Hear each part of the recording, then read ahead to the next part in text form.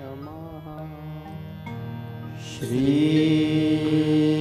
सरस्वते नमः। गुरुभ्यो नमः। जगद्गुरु नरेंद्राचार्य महाराज की जय।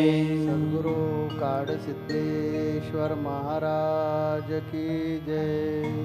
संत शिरोमणि गजानन महाराज की जय। आद्य जगद्गुरु रामानंदाचार्य महाराज की जय।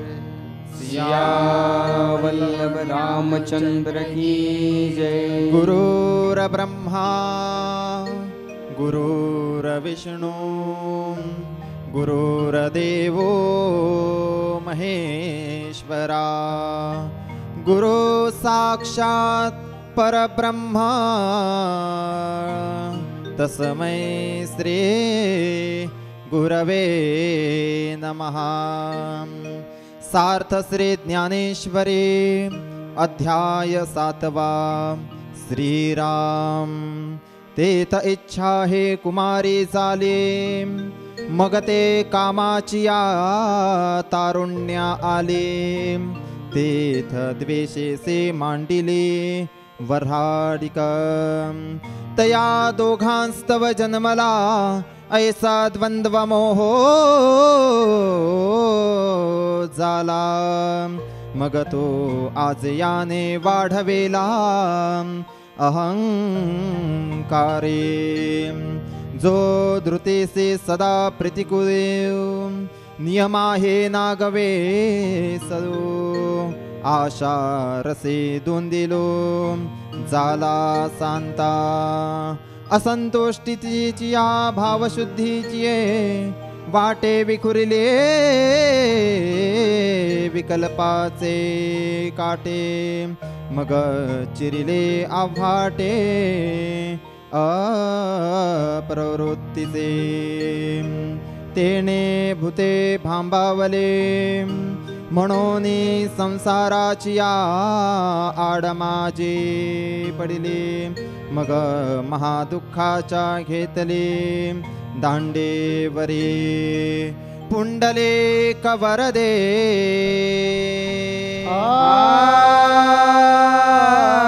हरी विठ्ठल श्री ज्ञानदेव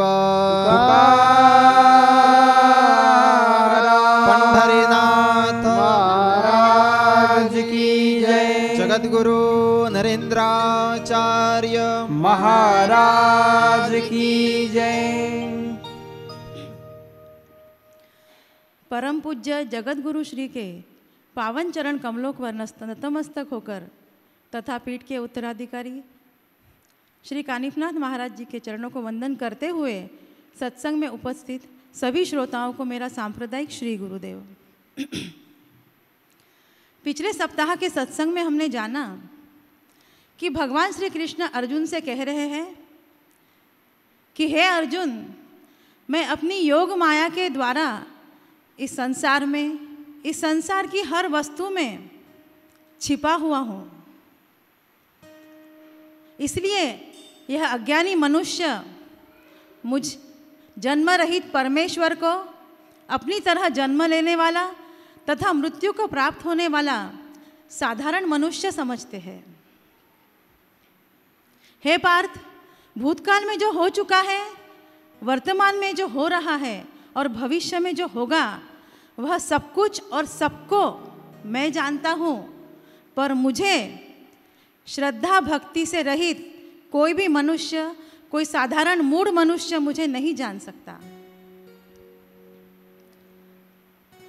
और यह किस कारण होता है, यह पिछले सप्ताह में हमारे सद्गुरु श्री ने हमें समझाया एक छोटे से इसमें, कि शरीर और अहंकार के मनुष्य में जब प्रीति होती है तो उसमें इच्छा नाम की कन्या उत्पन्न होती है। वह इच्छा, वह कन्या जब तारुण्यावस्था को जाती है तब द्वेष उत्पन्न होता है, और उस द्वेष से सुख दुख हर्ष शोक मान अपमान इस तरह के द्वंद्व के रूप में मोह उत्पन्न होता है। और यही बात भगवान श्री कृष्ण ने हमें अगले श्लोक में बताई है। अब भगवान श्री कृष्ण ने अर्जुन से कहा कि कोई भी साधारण मूढ़ मनुष्य मुझे नहीं समझ सकता। तो अब तक जो अर्जुन शांत हो चुके थे, उनके अंदर के सारे प्रश्न जो थे वो सब खत्म हो चुके थे। फिर से एक प्रश्न उनके अंदर उत्पन्न हुआ, निर्माण हुआ कि साधारण मनुष्य भी भगवान को मानता है, पूजता है, फिर साधारण मनुष्य क्यों नहीं समझ सकता ईश्वर को? इसका क्या कारण है? और इस 27वें श्लोक में भगवान श्री कृष्ण ने अर्जुन के इसी प्रश्न का उत्तर हमें दिया है। इच्छा द्वेष समुत्थेन द्वंद्व मोहेन भारत सर्वभूतानि सम्मोहम सर्गे यान्ति परांतप। अर्थात हे भरतवंशी अर्जुन, इस संसार में इच्छा और द्वेष से उत्पन्न सुख दुख आदि द्वंद्व रूप मोह से संपूर्ण जगत के प्राणी अज्ञानता को प्राप्त हो रहे हैं। इस श्लोक में भगवान श्री कृष्ण ने मनुष्य के षड विकारों का वर्णन किया है, जिसे भगवान कहते हैं कि षड विकार जो है वो मनुष्य के कल्याण में बाधा डालने वाले शत्रु है तथा मनुष्य के वैरी है। इन्हीं इच्छा और द्वेष से मनुष्य के अंदर सुख दुख मान अपमान हर्ष शोक आदि उत्पन्न होते हैं। यही षड विकार मनुष्य में अहंकार जागृत करते हैं और मनुष्य की अज्ञानता को बढ़ाते हैं। इन्हीं षड विकारों के कारण मनुष्य इस संसार के मोह में भ्रम में फंसा हुआ रहता है। परंतु जो सच्ची श्रद्धा और भक्ति से उस ईश्वर को भजता है, उसकी भक्ति करता है, ऐसे भक्तों को छोड़कर बाकी सारे भक्त जो शरीर को मालिक समझते हैं, अपने आप को ही मालिक समझते हैं, वह उस ईश्वर को नहीं जान सकते। उसे साधारण मनुष्य कहा गया है। इस बात को हम और भी सरलता से समझने की कोशिश करते हैं। साधारण मनुष्य जिसके पास सब कुछ है, जिसने ईश्वर से हर शक्ति प्राप्त की हुई है, परंतु वह अपनी इस शक्ति का उपयोग सही दिशा में नहीं करता। उस शक्ति का उपयोग वह अपने स्वार्थ के लिए, अपने भौतिक सुखों को प्राप्त करने के लिए करता है। जैसे भगवान ने हर मनुष्य को बुद्धि दी है, हर मनुष्य हर बात सोच सकता है। ऐसा नहीं कि केवल ज्ञानी ही उस ईश्वर के विषय में सोच सकता है। हर ज्ञानी जन्म से ही तो ज्ञानी नहीं थे ना, लेकिन ज्ञानी अपनी चिंतन से, मनन से, अपनी सोच से, अपनी साधना से ज्ञानी बने हैं। इसीलिए वे ज्ञानी हैं और हम साधारण मनुष्य साधारण हैं। कुछ लाखों हजारों में कुछ ही होते हैं जो जन्म से ज्ञानी बनकर आते हैं, जैसे संत ज्ञानेश्वर, भक्त प्रहलाद आदि, अष्टावक्र, ध्रुव, इस तरह के कुछ ही लोग होते हैं जो ज्ञानी बनकर जन्म लेते हैं। ज्ञानी भी कभी साधारण मनुष्य ही थे। गौतम बुद्ध कौन थे? वे भी एक साधारण मनुष्य ही थे। वे तो एक राजकुमार थे।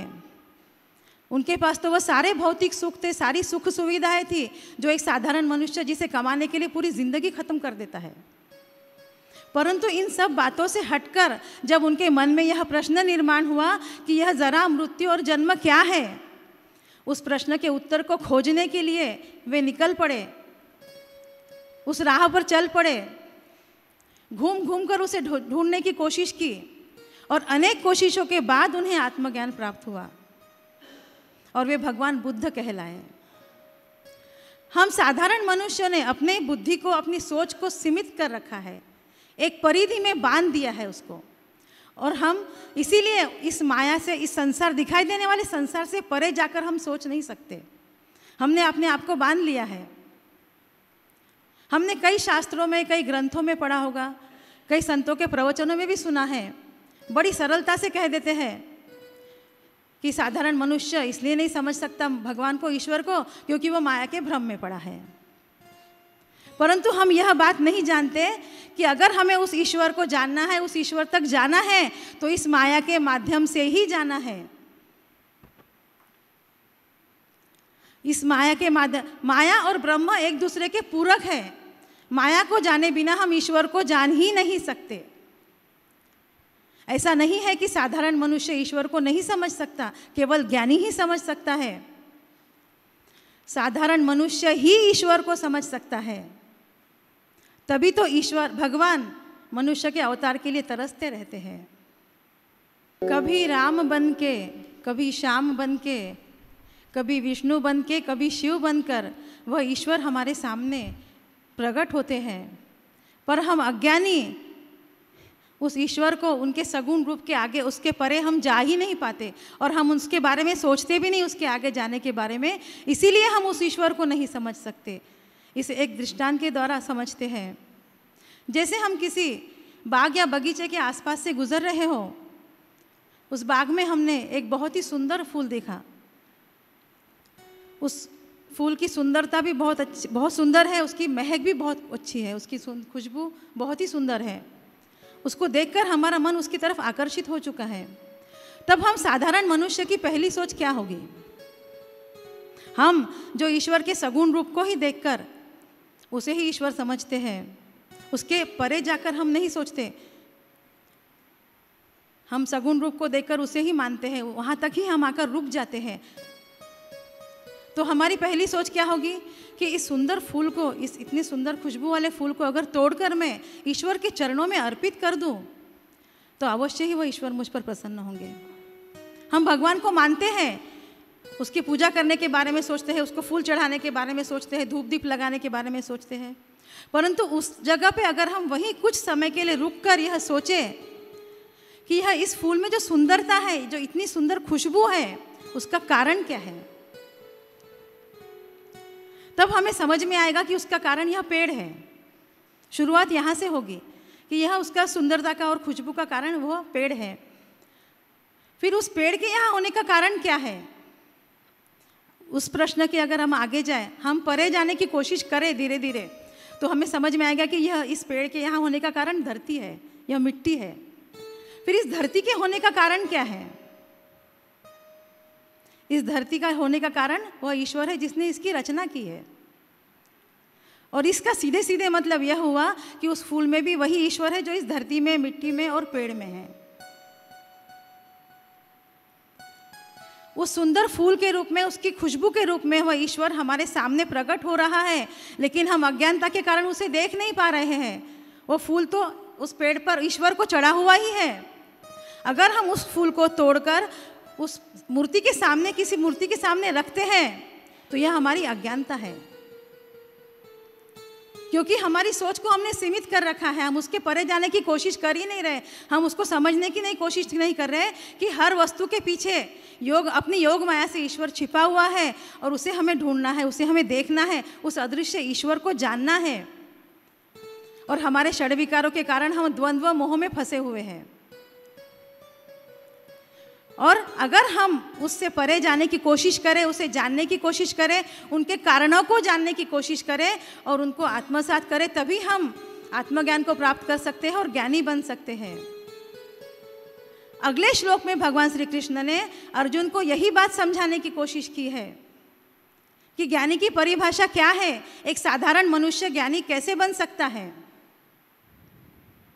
भगवान श्री कृष्ण अर्जुन से कह रहे हैं कि हे अर्जुन, जो पूर्ण श्रद्धा भक्ति से, पूर्ण विश्वास से ईश्वर की भक्ति करता है, जो सदा श्रेष्ठ कर्मों का आचरण करते हुए जन्मांतर से करते आ रहा है, शास्त्र विहित कर्म, दान, यज्ञ, तप, होम, हवन जो हम करते हैं, वो जन्मांतर से वह अगर करता आ रहा है, और इस वजह से उसके पाप नष्ट हो चुके हैं, और उस पाप के नष्ट हो जाने के कारण उसके भीतर के षड विकार, उसके अंदर का जो द्वंद्व रूप मोह है, वह अगर खत्म हो चुका है, ऐसा दृढ़ निश्चयी भक्त उस ईश्वर को ही सर्वव्यापी, सर्वव्याप्त मानता है, सर्व आधार मानता है, परम ईश्वर मानता है, और अपने शरीर तथा अपने अंतकरण से पूर्ण श्रद्धापूर्वक उस ईश्वर की सेवा में लगा रहता है रात दिन, और अपने आप को, अपना सर्वस्व उस ईश्वर को अर्पण करता है। ऐसा मनुष्य ही मेरी शरण में आ सकता है। और मेरी शरण में आने के बाद में अगर वो अपरा भक्ति से परा भक्ति तक जाने की कोशिश करता है।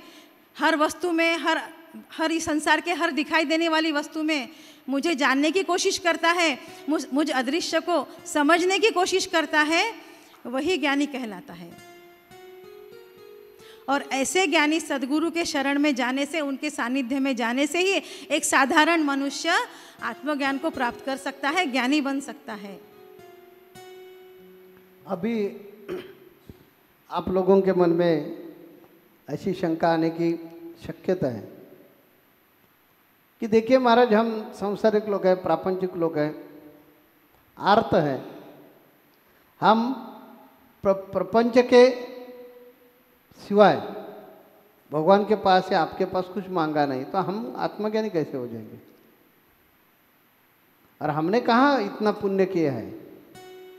जो अभी ये रोजीदा दीदी ने बताया, उतना तो कर्म हमने किया नहीं है, तो हमें आत्मज्ञान कैसे मिलेगा? उन्होंने आखिर एक शब्द यूज किया है कि हम सद्गुरु के शरण में गए, ये हमें शक्य है। इन्होंने प्रवचन में आपने बताया कि जब तक हमें यह देह है तब तक ही हम आत्मज्ञान तक पहुंच सकते हैं। देखिए, देह है तो षड्विकार रहेंगे। आपका घर जो है साफ सुथरा होना चाहिए, तो गोबर लाना पड़ेगा। अभी टाइल वगैरह आ गई है, लादे आ गई है, पत्थर आ गए, हम घर में बिठाते। लेकिन पुराने जो मकान है, ये पुराने मकान में गोबर से ही अपना घर साफ सुथरा रखते थे। गोबर घर साफ सुथरा रखते हैं, ऐसा हम सब लोगों का विश्वास है। इस कारण तो हम बाहर से गोबर लाते हैं और घर को साफ सुथरा करते हैं। लेकिन ये आपको मालूम है क्या कि जब हम गोबर लाते हैं तो गोबर में ही दिमाग रहता है, ये हमें मालूम नहीं है।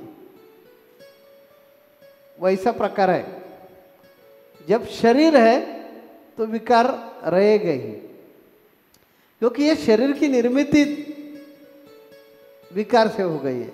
रज तम सत्व ये शरीर में रहने वाले ही है। जब हमारे पास गाड़ी है तो हम दूर दूर तक प्रवास कर सकते हैं। गाड़ी एक माध्यम है, वैसे शरीर एक माध्यम है। और सब साधु संत कहते हैं कि आपको नरदेह मिला है, इसका अर्थ ही ऐसा है, आपको मुक्ति मिलवाने का ही है। ये शरीर माध्यम जैसे यूज करवा के हमें आगे जाने का है। तो कैसे जाने का? बहुत कठिन है। देखिए, हमें गाड़ी चलाने को नहीं आती, तो हम क्या करते हैं? ड्राइविंग स्कूल में जाते हैं। और ड्राइविंग स्कूल में उधर के जो टीचर रहते हैं अनेक प्रकार के नियम वगैरह बताते हैं, गाड़ी कैसी चलाने की वगैरह वगैरह सब सिखाते हैं।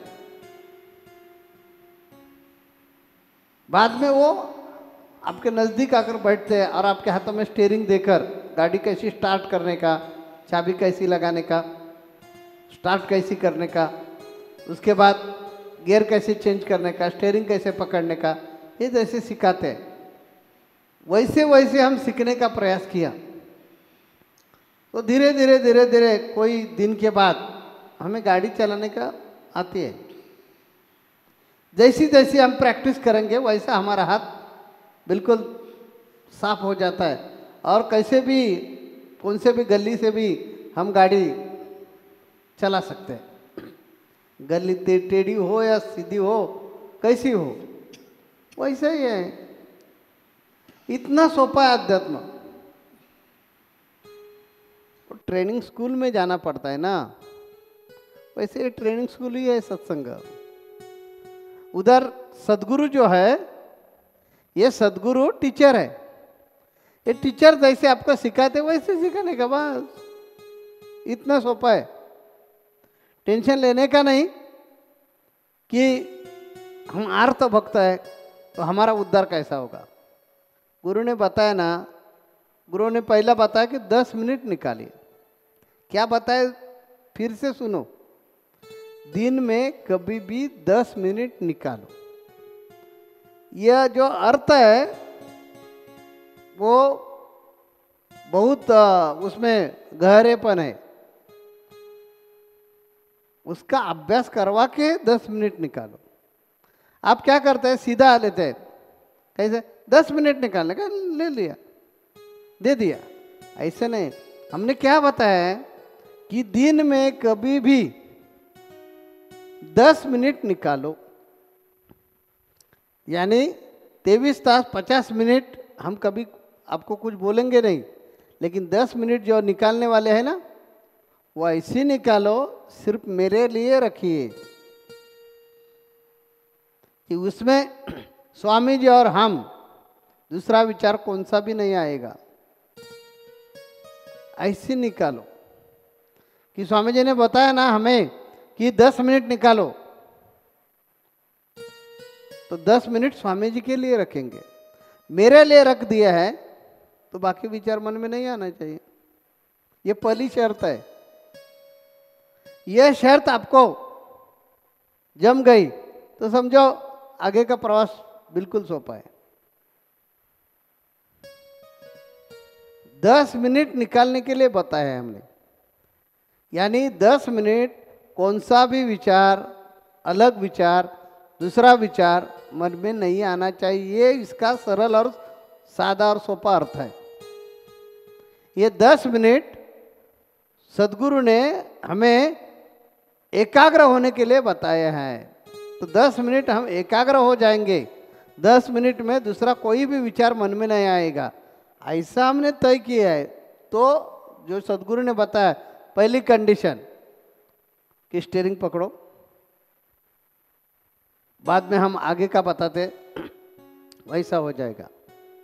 हम क्या करते हैं, हम लोग क्या करते हैं, स्वामी जी के पास आते हैं और इतनी पर्ची बड़ी लेकर आते ही है, बीबी को अच्छा नहीं है, वो ठीक होना चाहिए, यानी 2 किलो चावल दे दो, बेटा सुनता नहीं है, लड़की प्यार में फंसी हुई है, बहुत कर्जा हो गया है, पति शराब में डूबा हुआ है, पति को और औरतें का संबंध है, वगैरह वगैरह वगैरह सब लिख कर आते हैं।